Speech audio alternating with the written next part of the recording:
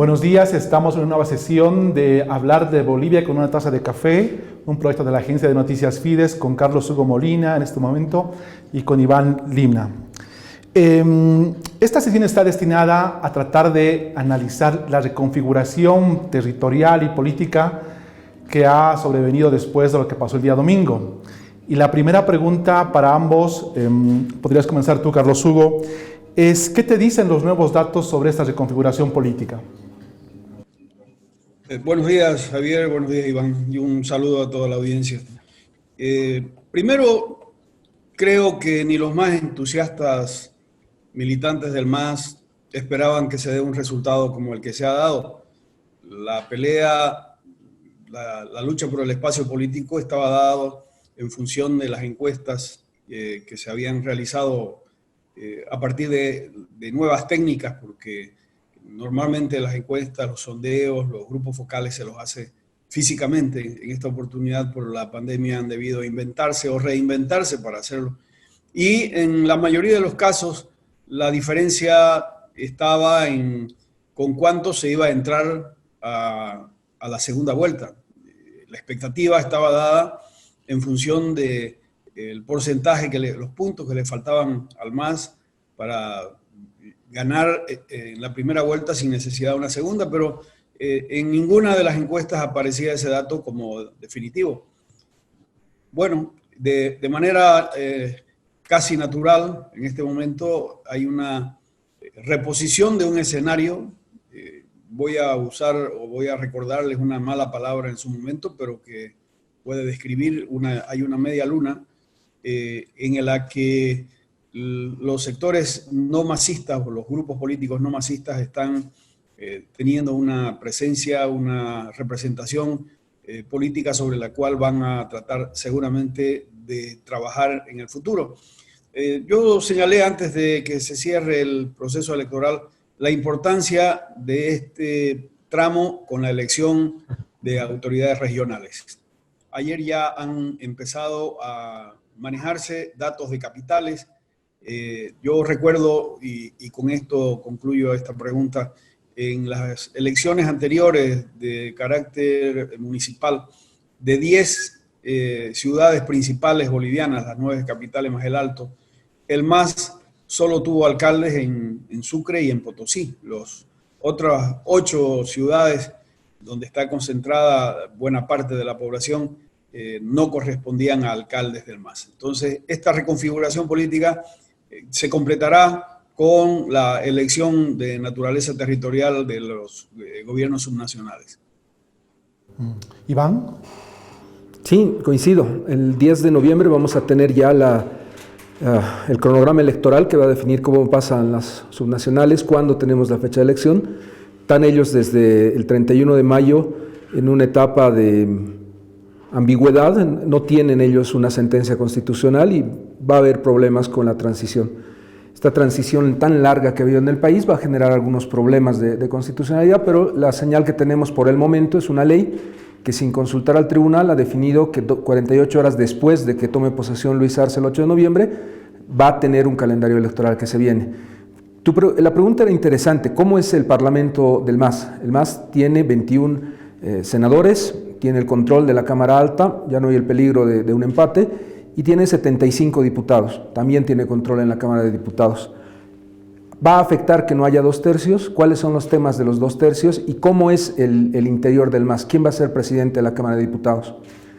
Mira, yo veo que en toda esa reconfiguración del movimiento al socialismo se ha escogido como candidatos a personas que vienen de las organizaciones sociales. Hay una renovación importante, solamente Betty Yañíquez repite como diputada y Eva Humérez, que era candidata suplente por Pando, pasa a ser titular. Más allá de eso, los demás no han sido elegidos. Había una senadora en en Sucre, María Oporto, que no está repitiendo. Todos los demás son nuevos y algunos muy, muy nuevos, personas muy jóvenes. Me parece a mí que Omar Yujra da la calidad o el perfil para ser presidente de la Cámara de Diputados. Omar Yujra, si lo recuerdan, es una persona que ha hecho una carrera en el Ministerio de Economía desde pasante hasta viceministro, muy cercano al presidente Arce, y creo que con una solvencia muy grande para el tema económico, que es el que vamos a tener como prioridad en este primer año de gestión. En el Senado parece que no hay discusión. Andrónico Rodríguez, y Leonardo Loza, los dos dirigentes principales que deja Evo Morales en el Chapare, cualquiera de los dos sería un buen presidente. No sé por cuál finalmente el MAS va a optar como candidato a ser presidente del Senado, pero es una decisión del Movimiento al Socialismo la presidencia del Senado. Parece muy interesante lo que pasa en la configuración de las cámaras, una voz de mujeres muy importante, la mayoría en el Senado son mujeres. Creo que Cecilia Requena, la candidata Barrientos de Cochabamba y muchos de los que están en este momento por Comunidad Ciudadana, muchas más bien dicho, tienen una voz propia y creo que se va a poder construir mucho a partir de esa composición en el Senado. Y finalmente, en esta reconfiguración que tú planteas, creo que las declaraciones de Camacho reconociendo la victoria de Arce ya marcan un bajar la tensión en el país y un empezar a construir. Creo que es el rol de la oposición, lo ha dicho claramente. En una democracia la oposición tiene que fiscalizar, tiene que controlar y tiene que evitar que existan abusos. No sé si lo va a poder lograr con una bancada tan minoritaria, pero esa es su intención de ser crítico, es importante. El rol de Óscar Ortiz siempre se ha reconocido en los últimos 5 años, denunciar con pruebas, argumentar con razones jurídicas, con elementos que le permitan al país entender que se está haciendo mal las cosas desde el oficialismo, eso es importante. Si Centarrec y la bancada de Creemos tiene ese rol y es seria, va a ayudar a construir y mejorar democracia. Muy interesante lo que has planteado, incluso dando algunos posibles nombres de quienes ocuparían las diferentes cámaras o qué acciones tomarían en estas 2 semanas que les quedan en el Parlamento. Pero también iba la pregunta al hecho de analizar la territorialidad. Hemos visto el mapa que se ha difundido y es un mapa mayoritariamente azul, digamos, salvo en algunas capitales. Es un mapa que permite configurar. Yo quería preguntarles a partir de esto, ¿qué piensan de la relación campo-ciudad? Si comenzamos con Iván, por favor. A ver, yo de verdad creo que no se repite lo nacional en lo departamental y en lo municipal. Si bien tenemos una composición del Senado que es masista, no se va a repetir a nivel de los municipios. Hay una ley de organizaciones políticas muy criticada, pero creo que muy importante para generar democracia al interior de los partidos. Todos los partidos tienen hasta el 31 de diciembre de este año que reformar sus estatutos. Sería muy sano que el Movimiento al Socialismo, que ya tiene varios proyectos de estatuto, apruebe en un congreso, se esperaba esta elección para poder entrar a esa etapa, un estatuto orgánico y le dé mayor democracia a ese partido. Y todos los partidos debieran hacerlo. Todos los partidos tendrían que tener estatutos democráticos que permitan que el acceso a las concejalías y a los niveles de asambleas departamentales sea un acceso democrático. Yo entiendo que debería haber incluso primarias para los concejales. Creo que no nos da tiempo en esta elección, pero debería ser la tendencia que los procesos de democracia interna sean muy fortalecidos y el plazo que da la ley 1315 es al 31 de diciembre. Este año que viene vamos a tener partidos modernos, democráticos, eficientes en su gestión y en su diálogo con la sociedad, o vamos a mantener estos sistemas caudillistas que no respetan el estatuto y que hacen lo que quieren dentro del partido. Esa introducción es para plantearte esta relación campo-ciudad. La relación campo-ciudad en este momento ha sido mayoritariamente en favor del MAS por errores en la construcción del discurso político. Eso que dice Rómulo Calvo en Santa Cruz, o eso que dice Camacho, o eso que dice el mismo Mesa en relación al campo, ha generado un voto de identidad y un compromiso muy fuerte con el movimiento al socialismo. ¿Se repetirá en las subnacionales? Creo que ya no. Creo que en las subnacionales ya tienes 2 alcaldes que están 2 candidatos a alcalde que están en la región y que va a generar otro tipo de procesos y otro tipo de diálogos también a nivel departamental. Creemos repetirá su votación, no ha competido con demócratas en esta elección. El MAS es una fuerza importante en Santa Cruz y es una fuerza que está creciendo. Me parece que tenemos un escenario que no se puede comparar entre lo nacional y lo subnacional, entre el campo y ciudad, pero definitivamente estos 3 primeros meses de la gestión de Luis Arce podrían marcar que definitivamente el mapa azul que has visto sea completamente azul si lo hace bien y tal vez perdiendo muchos factores si lo hace mal en estos 3 primeros meses. Estos 3 primeros meses marcarían lo que va a ser la relación campo-ciudad. Carlos Hugo, si tú quieres un poco comentar lo que dijo Iván, pero además, ¿qué te parece a ti esa dicotomía campo-ciudad que parece que ha marcado este proceso electoral? Sí, a ver, creo que este tipo de diálogos y los que puedan generarse de aquí en adelante debiéramos condolernos con una serie de elementos que la realidad nos está obligando a considerar y sobre los cuales no habíamos puesto la atención desde el punto de vista democrático pleno. El tema de gobernabilidad, entendido como unicidad en el ejercicio del poder, al que se acostumbró el MAS en su estructura, con los 2/3 y por la secuencia electoral de votos que fue obteniendo desde el 2005 en adelante, ha hecho olvidar que en democracia uno de los elementos fundamentales es el reconocimiento y el respeto de la minoría. Minoría que en procesos de gobernabilidad de mayoría absoluta pues desaparecen, que es lo que hemos visto. Hoy, ante la imposibilidad de contar con 2/3, le faltan 3 parlamentarios, ya hicieron la suma y la resta para poder lograrlo, y conociendo los mecanismos tan vigorosos que hay en Bolivia para cambiar o ganar adeptos, habría que esperar que se dé una situación, que pudiera darse una situación de alcanzar los 2/3. Lo que yo relievo en esto es que no es un elemento de ingobernabilidad el hecho de que los partidos políticos tengan que ponerse de acuerdo. Creo que esa es una condición elemental, fundamental, que de la misma manera como la ausencia de debates políticos que ha pasado desapercibida durante 14 años de los candidatos, hoy lo vamos a tener que empezar a recuperar, porque esa es la base de la discusión y esa es la base de las propuestas. Entonces, primer elemento, yo no basaría la gobernabilidad en el país por la ausencia de 2/3 en el control de las cámaras, y plantearía más bien la posibilidad de que las cámaras se conviertan en efectivamente una caja de resonancia de lo que ocurre en el país y en el espacio del debate político, porque con la pandemia y todas las consecuencias que esta tiene y la crisis, el debate debiera estar en el lugar para el cual el Estado ha definido se establezca, que es el de las cámaras. El primer elemento. El segundo, no soy muy amigo de las especulaciones, y aquí hay un concurso a nivel nacional, fíjense ustedes, lo ha compartido de manera muy sabia en este momento Iván, de quién podría ocupar qué espacios. Esto forma parte del albur del juego, de las cartas escondidas, del juego de póker, cómo está armado, porque estamos en busca de señales. ¿Cuáles son las señales? ¿Qué dirá el aparato duro que maneja el expresidente Evo Morales? ¿Se hará efectiva la demanda, la solicitud y la exigencia, póngasele el término que se desee, de los movimientos sociales, de los grupos que forman parte del MAS para ocupar espacios? Se podrá, y aquí hay un infinito de preguntas que giran alrededor de una posibilidad, de una especulación. Son dos cosas las que tendríamos que esperar en relación a ese tema. La prudencia, que se tomen las decisiones que correspondan, y dos, las primeras medidas que se adopten. A diferencia de todos los otros procesos democráticos desde que se recuperó la democracia, recordarán ustedes.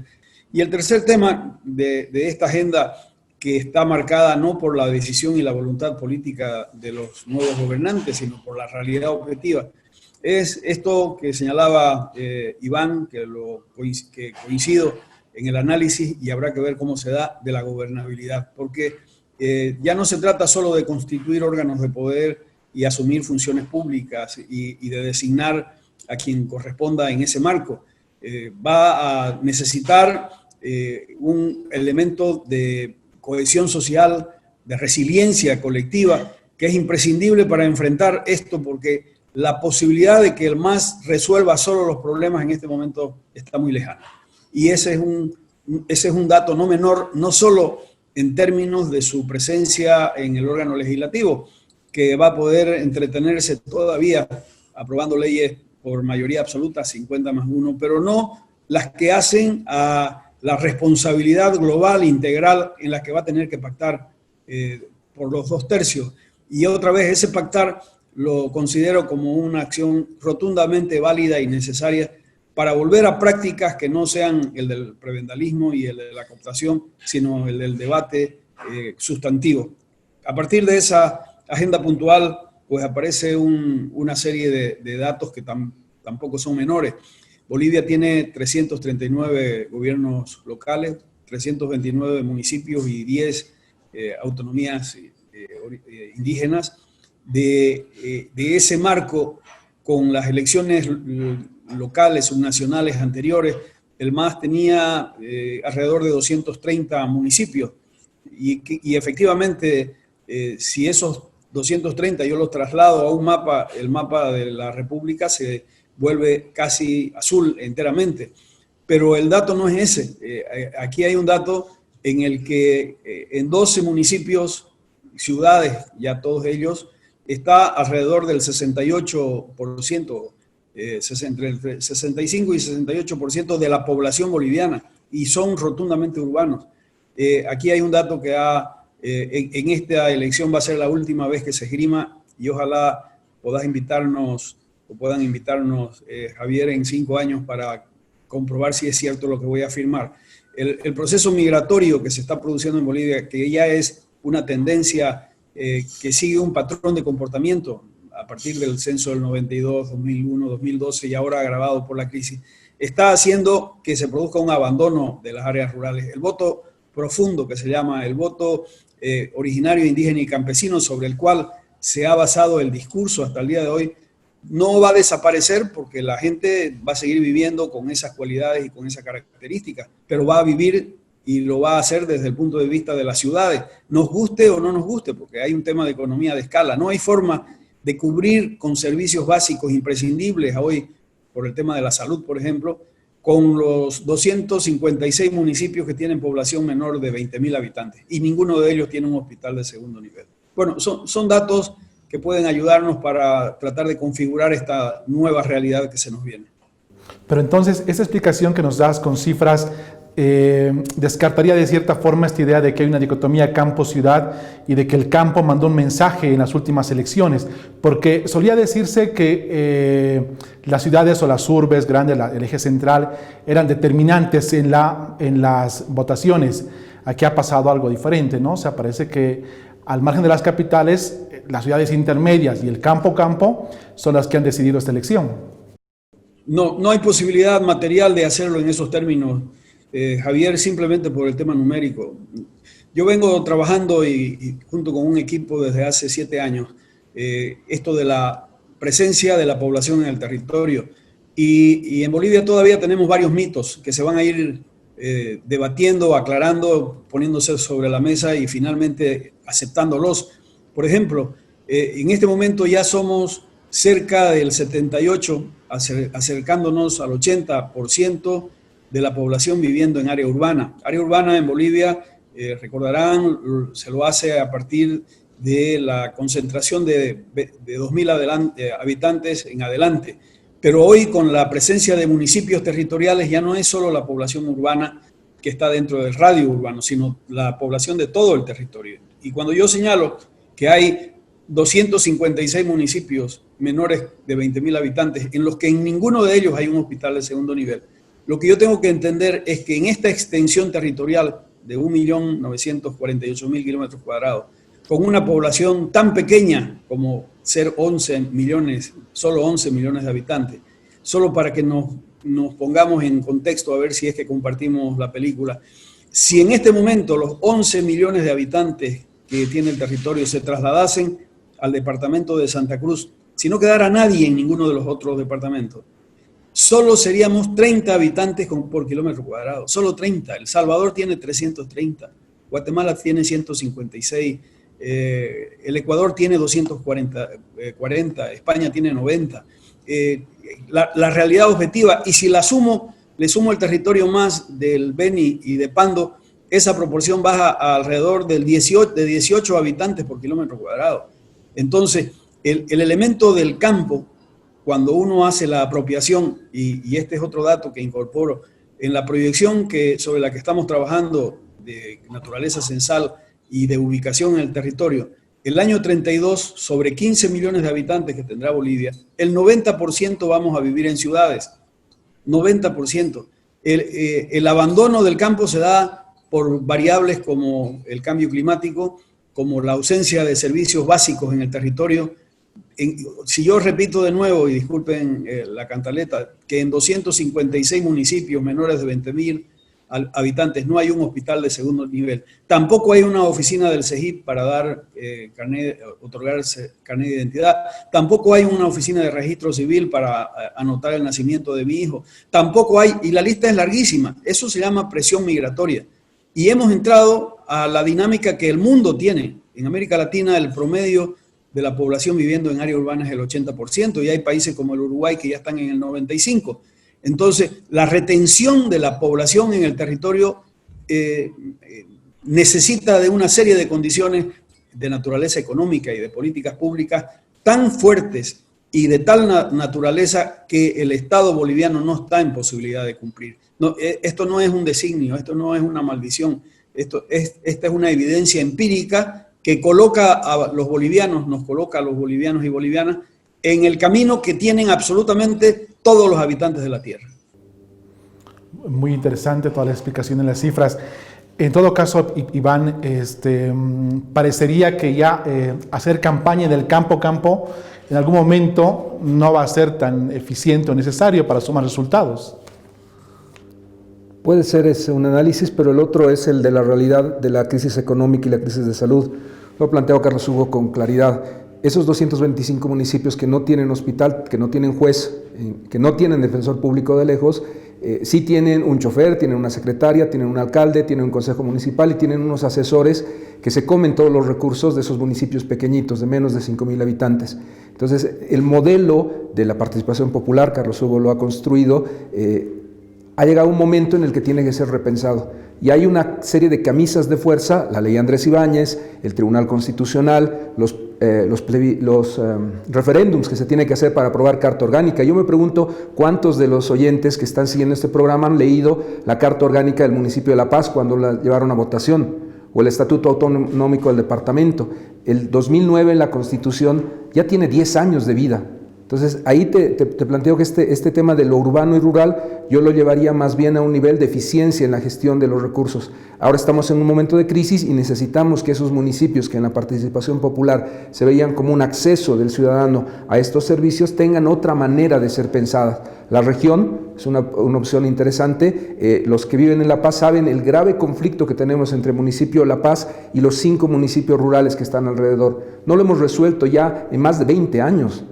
Y si ves ese tema en la relación que tenemos que tener de metropolización, tienes una serie de preguntas y problemas que tiene que asumir esta gestión de gobierno.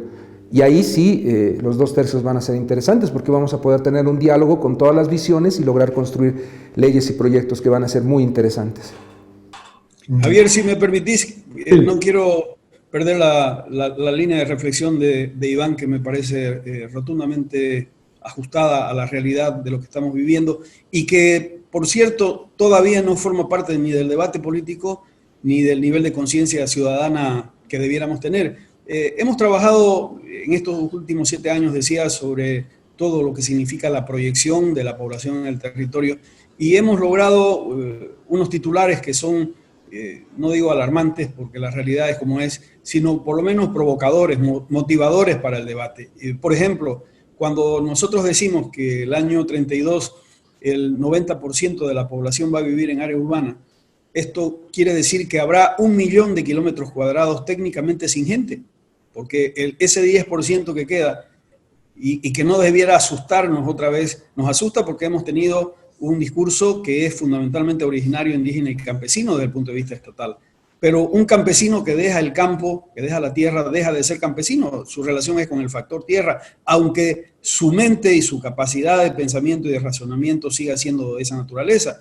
Un originario, un indígena que se traslada a la ciudad, deja de ser indígena y originario. No, lo tiene dentro de sí, pero no traslada cuando se va, cuando el campo lo bota, cuando la selva lo bota, no traslada su modo de producción.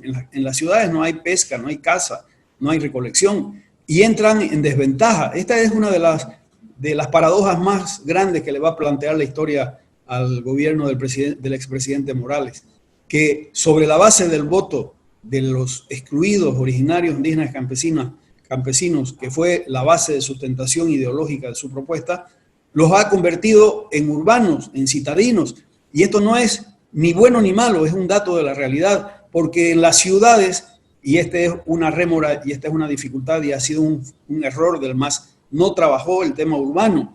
¿Y cómo queda en evidencia esto? Simplemente por el dato que compartía de las anteriores elecciones, de las 10 ciudades principales que tiene Bolivia, el MAS no ganó sino en Potosí y en Sucre. El concepto de desarrollo urbano, que no lo tenemos incorporado, me obliga a vivir bajo otras condiciones distintas, el de la contigüidad.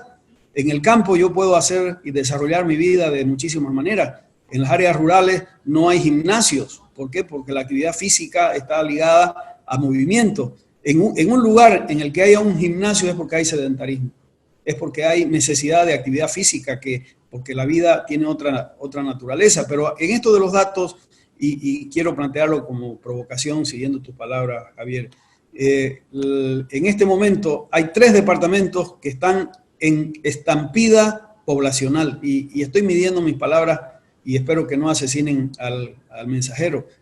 De las 10 provincias de Chuquisaca, 7 ya han perdido sistemáticamente población intercensal en esta secuencia de 3 censos. 7.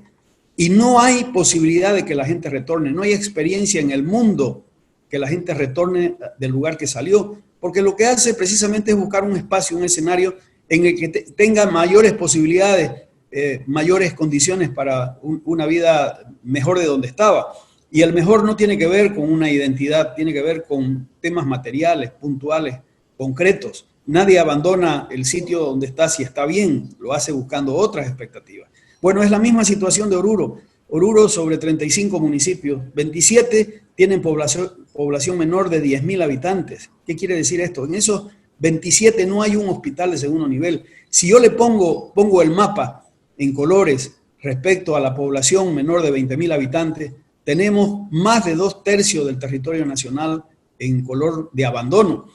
Entonces, el discurso de lo profundo, de lo rural, debemos entenderlo como el de la complementariedad, porque hay cosas que en la ciudad no se pueden hacer. En la ciudad no se genera producción de energía, no se genera producción de agua, no se genera producción de alimentos. El elemento de confrontación, como lo hemos estado viendo hasta ahora, tiene que ser de complementariedad. En el campo, en las áreas rurales, la posibilidad está en la producción de alimentos, en la generación y mantenimiento de los sistemas hídricos, en la utilización masiva de una energía renovable de otra naturaleza que no sea de origen fósil. Bueno, cada una de estas opciones, de estas posibilidades, nos obligan a mirar hacia el futuro porque el mundo está yendo en ese camino. Y aquí debemos hacer un esfuerzo a marcha forzada porque los bolivianos somos muy dados a suponer que lo que hagamos aquí es lo que le va a marcar el camino al mundo. Ya nos estamos quedando sin vagones en ese tren que no se va a detener por nosotros. ¿Algún comentario, Iván, sobre lo que dijo ahora Carlos Hugo? Y luego pasaríamos un poco a analizar esto que se llamaba las tensiones Oriente-Occidente y cómo quedaron después de la votación. Sí, mira, yo creo que se está planteando un escenario muy importante como conclusiones de esta charla. El Parlamento es el escenario político para discutir estos temas, evidentemente. Tenemos urgencias. Carlos Hugo, en su especialidad, en un tema que trabaja, nos ha planteado varios retos. Yo creo que hay una agenda en este momento muy importante para esa asamblea. Te planteo solamente 3 ideas para que veas lo importante que va a ser este nuevo escenario democrático. Defensor del pueblo. Ya el MAS no va a decidir quién es el defensor del pueblo, se necesita 2/3 para elegir ese defensor. Ojalá que muchos bolivianos sean candidatos y llegue un consenso nacional que le dé la legitimidad de Ana María Romero a quien vaya a ser defensor del pueblo. Segundo tema, nos quedan 3 años para volver a elegir jueces, magistrados de las altas cortes. Ya es necesario empezar a trabajar en el nuevo modelo. Ha coincidido Carlos Mesa, ha coincidido Luis Fernando Camacho y Luis Arce. Las 3 fuerzas políticas ya dijeron que la elección de voto popular no va más. ¿Necesitamos una asamblea constituyente? Creo que no. Creo que si hacemos algunos ajustes necesitamos una reforma constitucional parcial que necesita 2/3, pero referéndum para poder entrar en vigencia, y 3 años es poco en tiempos país para un debate tan profundo. ¿Cuál va a ser nuestro modelo de justicia? Y el tercer elemento que te digo, que tiene que ver con lo que plantea Carlos Hugo, hay muchas cadenas para que este avance de lo regional, de lo municipal, seguir avanzando en una participación popular mejorada, sea realidad. A mí me preocupa mucho este tema de los estatutos y cartas orgánicas, me preocupa mucho que el formalismo se imponga sobre las realidades que tenemos en el país, y eso es inconvencional, es inconstitucional. Todo lo que tenemos en el país en este momento como formalismo, como leyes rigurosas que están escritas en piedra y le quitan derechos a los bolivianos, tiene que desaparecer. Y ahí ese rol del Tribunal Constitucional y del próximo Ministro de Justicia creo que tiene que llevar a este debate. Necesitamos como Estado garantizar salud, educación y justicia. Si las formas no van con esa realidad, esas normas son inconvencionales y tienen que estar fuera del ordenamiento jurídico. Esa es la profundidad del debate, pero ese debate se da en el Parlamento. Y al tener tantos parlamentarios, ser tan diverso, creo que es el mejor escenario posible para un debate profundo, con visiones tan importantes como la de los actores que van a estar en este Parlamento. Estoy muy optimista con este Parlamento que viene, seguro que nos va a dar muchas sorpresas. Ahora sí, permítame entrar al punto entre las tensiones Oriente y Occidente y cómo quedarían después de la elección. Primero tú, Iván. Después. A ver, yo la verdad que esa tensión sí que no la comparto. Yo tengo trabajo en La Paz y Santa Cruz. La mayor parte de mi trabajo está últimamente en Santa Cruz, es donde tenemos más trabajo en el estudio de abogados del que formo parte, y yo no veo esa tensión. Yo veo que en Santa Cruz hay muchos paceños que se han migrado, y es una ciudad que se ha construido en base a la migración del occidente. Lo propio tenemos acá muchos cruceños que han aportado muchísimo en el desarrollo del país. Tener una tensión Oriente y Occidente yo no la veo, y si la hubiera es una tensión mala. Tenemos un país con 11 millones de habitantes, es muy chiquito, como para que de paso los bolivianos tengamos que tener una diferencia de Oriente y Occidente. Sí me parece que hay algunas cosas que tenemos que mejorar y que tenemos que fortalecer en esta relación, y la clave se llama pacto fiscal. O sea, si Luis Arce no tiene la capacidad en los primeros años de su gestión de tomar decisiones importantes en el pacto fiscal, no vamos a salir adelante en lo que se viene, que es una profunda crisis económica y de salud. Un segundo elemento que ha preocupado a Santa Cruz, porque ahí hay una riqueza importante, es esta ley de impuestos a la riqueza. Y yo creo que ahí tenemos que hacer un ejercicio, lo ha dicho ya Luis Arce, de diálogo y de debate en la Asamblea. Impuestos, principio de legalidad. Eso va a ser una de las leyes que se emite en el Parlamento. La planteará Luis Arce, pero va a ser un resultado del Parlamento. Y esta época es de solidaridad. Si algo ha caracterizado a los países exitosos en el combate de la pandemia es la solidaridad de las personas que tienen más con los que tienen menos. Pero generar un proceso de persecución, generar un proceso formalista que desincentive la inversión, no es lo que nos va a sacar de esta crisis. Hay que generar un concepto de solidaridad, de autodeclaraciones inclusive, y empezar a limpiar el patrimonio de los bolivianos. Creo que esto que ha hecho la UIF, la Unidad de Investigación Financiera, y el tema de legitimación de ganancias ilícitas, va a necesitar urgentemente una serie de autodeclaraciones y de que los bolivianos empiecen a limpiar su patrimonio y lo vuelva más transparente. Ninguna ley impositiva va a poder partir de las mentiras que estamos viviendo ahora. La mayor parte de los ricos de Bolivia no tienen ni su auto a su nombre, no tienen ni su casa a su nombre y no tienen nada a su nombre. Si hacemos una ley de riqueza con las reglas del juego que tenemos el día de hoy, va a ser una ley que va a recaudar menos que el impuesto más bajo del país. Entonces, creo que ese Parlamento va a tener que empezar a construir ese concepto de solidaridad que es clave en el tema de impuestos y de responsabilidad, generar economía y generar la posibilidad que esta crisis la superemos entre todos. Y Carlos Hugo, ¿tú qué piensas de la división Oriente y Occidente, que además suele salir, digamos, muy fácilmente en los discursos regionalistas, ¿no?, de ambos lados, geográficamente hablando?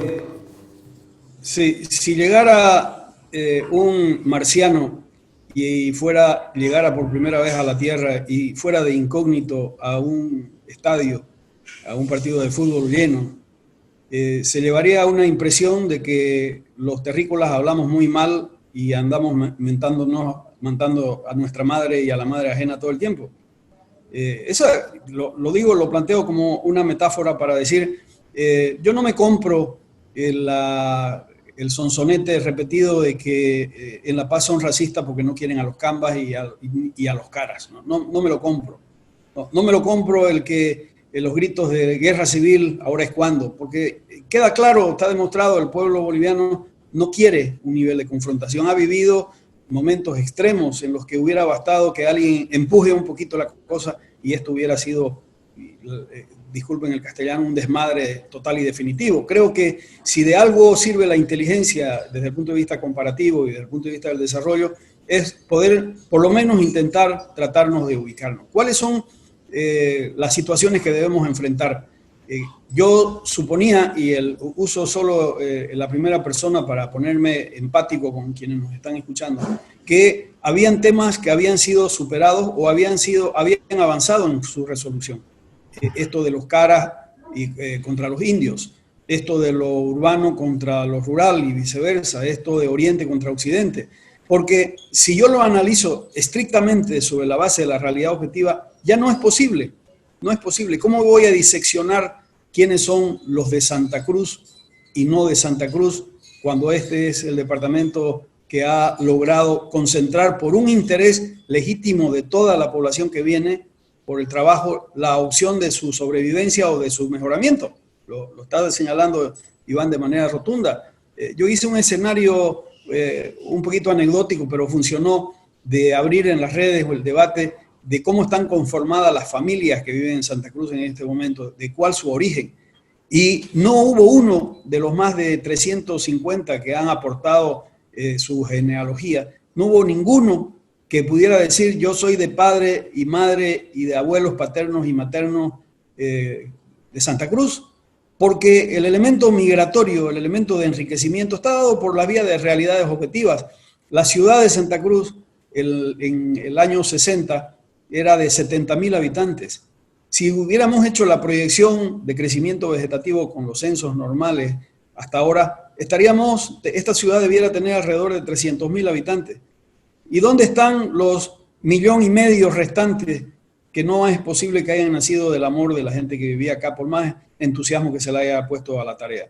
Bueno, este es un dato de la realidad que obliga a Bolivia, y esta lo planteo como además una reflexión a Occidente, que obliga a Bolivia de pensar a Santa Cruz de una manera distinta. Porque cuando se dice son los cruceños que quieren todo, se están olvidando del dato que estaba incorporando Iván. Pero si aquí la colonia de potosinos es más grande o es tan igual como la de cantidad de potosinos que viven en Potosí, en la ciudad de Potosí, es tan grande como es la segunda Sucre. La cantidad de chuquisaqueños y de familias chuquisaqueñas y descendientes de chuquisaqueños que hay en Santa Cruz es casi tan grande como la ciudad de Sucre. Y cuando se generaliza los collas y cambas, se está desconociendo una realidad absolutamente patética. Y incorporo otro dato de nuestras investigaciones. Hace 6 años, en la proyección que planteábamos, llevaba a señalar que producto de esta concentración de la población en el eje central, iba a llegar el año 32 a un 83%. Ingenuamente, producto de proyecciones matemáticas y estadísticas, llegamos a la conclusión de que el año 32, el eje central, los 3 departamentos de Santa Cruz, La Paz y Cochabamba, íbamos a tener el 83% de la población boliviana. Bueno, la buena o la mala noticia es que ya en este momento somos el 85%. Hay 6 departamentos que ocupan el 15% restante.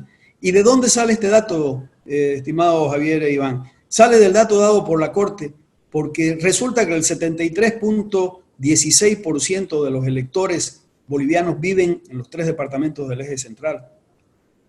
73.16%. Ese es el quintil mayor de 18 años, porque son los que votan. Si yo le incorporo los quintiles inferiores, y estoy siendo prudente para no asustar al auditorio, cuanto menos somos ya el 85. Y no hay forma de modificar esta tendencia, porque los problemas del agua, de la salinización en el altiplano, la pérdida de niveles freáticos en los valles, esta ilusión de los que nos están escuchando, levanten la mano por favor los que han escuchado alguna vez que no sean de Santa Cruz la palabra Urubó.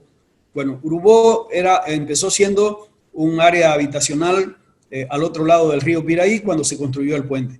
Quiero decirles que el Urubó en este momento está llegando a Buenavista, a 100 kilómetros de distancia.